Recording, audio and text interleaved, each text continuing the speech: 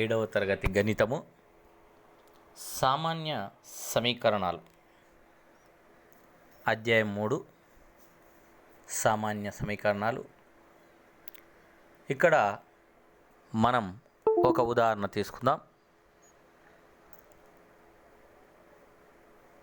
త్రిభుజాల అమరికను చూద్దాం. ఒక త్రిభుజం ఏర్పడడానికి మీకు కొన్ని అగ్గిపుల్లలు ఇస్తే వాటితో మీరు కొన్ని త్రిభుజాలు ఏర్పరచవచ్చు. ఒక త్రిభుజం ఏర్పడడానికి కావాల్సిన అగ్గిపుల్లల సంఖ్య ఎంత? 3 అగ్గిపుల్లలు ఉంటే మనం ఒక త్రిభుజాన్ని ఏర్పరచవచ్చు.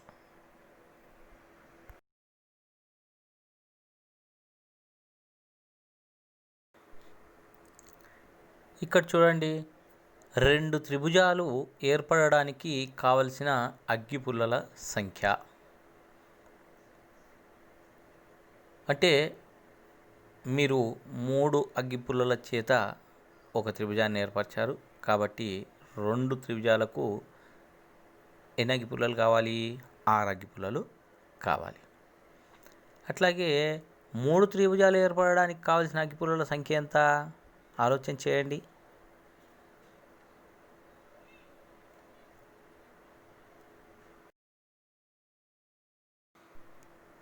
ఇక్కడ మనం ఏర్పరిచేటువంటి త్రిభుజాల సంఖ్య, వాటికి కావలసినటువంటి అగ్గిపుల్లల సంఖ్య, తర్వాత మనం పరిశీలించినటువంటి అంశము, త్రిభుజాల సంఖ్యకు కావలసిన అగ్గిపుల్లల సంఖ్యకు మధ్య ఏ విధమైనటువంటి సంబంధం ఉందో చూద్దాం. ఒక త్రిభుజము ఏర్పరచడానికి 3 అగ్గిపుల్లలు, 2 త్రిభుజాలు ఏర్పరచాలంటే 6 అగ్గిపుల్లలు అవసరమవుతాయి. అదేవిధంగా 3 త్రిభుజాలు ఏర్పరచాలంటే 9 అగ్గిపుల్లలు అవసరం అవుతాయి.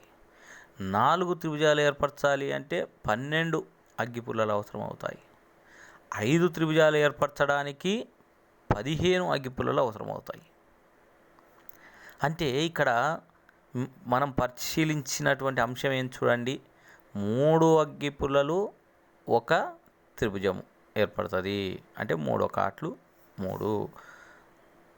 2 త్రిభుజాలకైతే 3 2 6.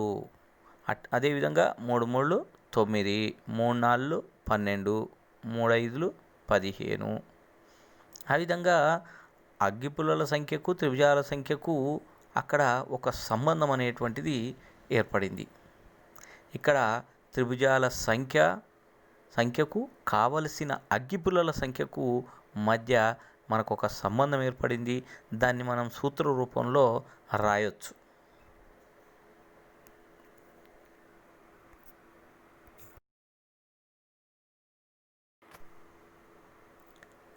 ఇక్కడ కావలసిన అగ్గిపుల్లల సంఖ్య త్రిభుజాల సంఖ్యకు 3 రెట్లు అనేటువంటి ఒక సూత్రం ఏర్పడింది. ఇది మనం పరిశీలించినటువంటి అంశం. త్రిభుజాల సంఖ్య y అయితే కావలసిన అగ్గిపుల్లల సంఖ్య 3y అవుతుంది. ఇది మనం పరిశీలించినటువంటి అంశం. త్రిభుజాల సంఖ్య 2 అయితే కావలసిన అగ్గిపుల్లల సంఖ్య 6. కాబట్టి y ఇక్కడ 3yకి సమానమైంది అనేటువంటి విషయం మనం అవగాహన అవుతుంది. అయితే త్రిభుజాల సంఖ్య 4 అయితే కావలసిన అగ్గిపుల్లలు 12. త్రిభుజాల సంఖ్య 5 అయితే కావలసిన అగ్గిపుల్లల సంఖ్య 15. దీని ద్వారా మనకు ఒక సూత్రం ఏదైతే ఉందో, త్రిభుజాల సంఖ్య y అయితే కావాల్సిన అగ్గిపుల్లల సంఖ్య 3y అనేటువంటిది మనం నిర్ధారణ చేశాము.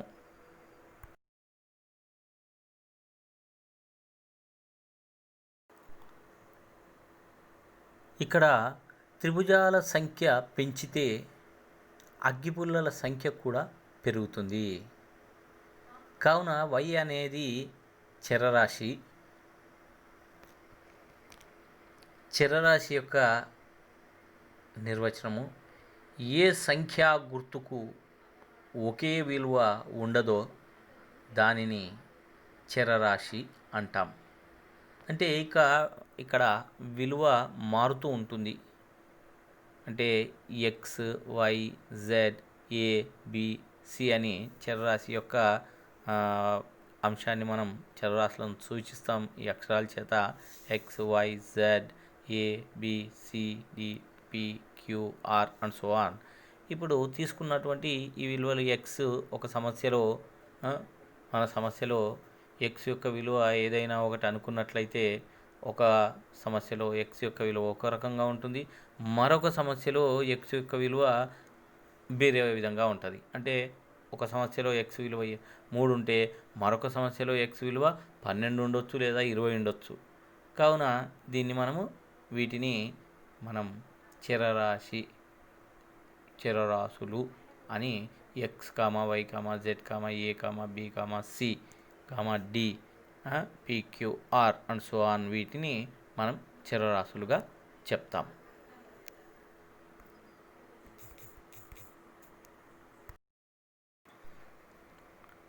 స్థిర రాశి ఏ సంఖ్యా గుర్తుకు ఒకే విలువ ఉంటుందో దానిని స్థిర రాశి అంటారు. ఇక్కడ విలువ మారదు. ఉదాహరణకి 35 అనే సంఖ్య విలువ మారదు. ఎల్లప్పుడూ ఎక్కడికి వెళ్ళినా ఏ దేశం వెళ్ళినా 35 అనే సంఖ్య 35గానే ఉంటుంది. ఇక్కడ తెలంగాణలో 35, ఢిల్లీలో వెళ్ళిన 35గానే ఉంటుంది. ఎక్కడికి వెళ్ళినా కూడా 35 కొన్ని విలువలు రాద్దాం. ఉదాహరణకి 24, 45, 67, 80, 1/2, 3/5 ఈ విలువలు ఎల్లప్పుడూ స్థిరం, మార్పు ఉండదు. కావున వీటిని స్థిర రాశులు అంటారు. అంటే 3/5 తర్వాత అండ్ సో ఆన్ అంటే ఈ విధంగా వచ్చేటువంటి సంఖ్యలన్నీ కూడా స్థిర సంఖ్యలు, స్థిర రాశులు. వీటిలో మార్పు ఉండదు.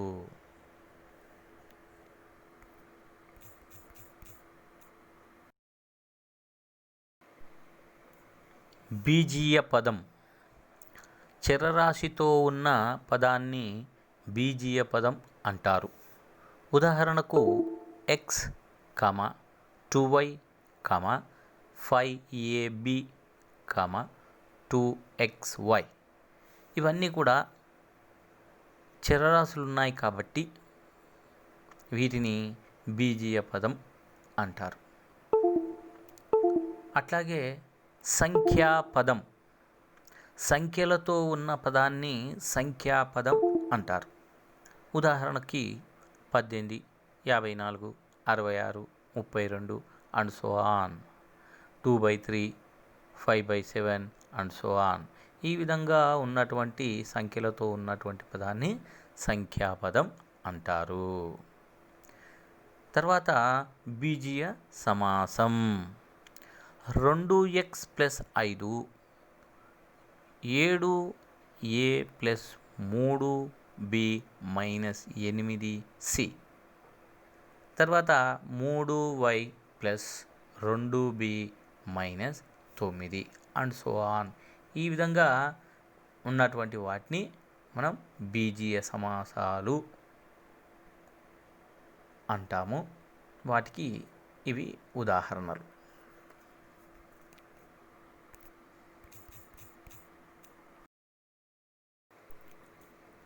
బీజీయ సమాసాలకు మనం నిర్వచనం చూద్దాం.